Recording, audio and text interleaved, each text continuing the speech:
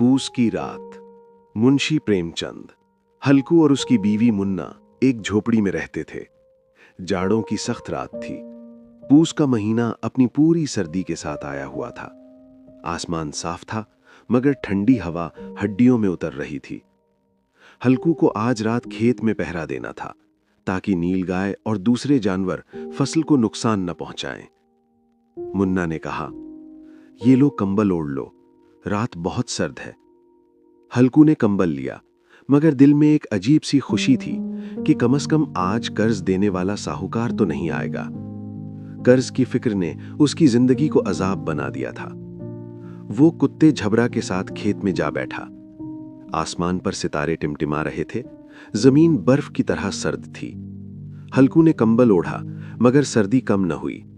झबरा भी सर्दी से कांप रहा था। हल्कू ने उसे अपने पास बुला लिया। दोनों एक दूसरे की गर्मी से कुछ सुकून महसूस करने लगे।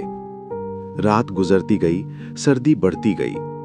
हल्कू की आंखें बोझल होने लगीं। अचानक उसे महसूस हुआ कि जानवर खेत में घुस आए हैं, मगर उसमें इतनी ताकत न थी कि उठकर उन्हें भगा सके।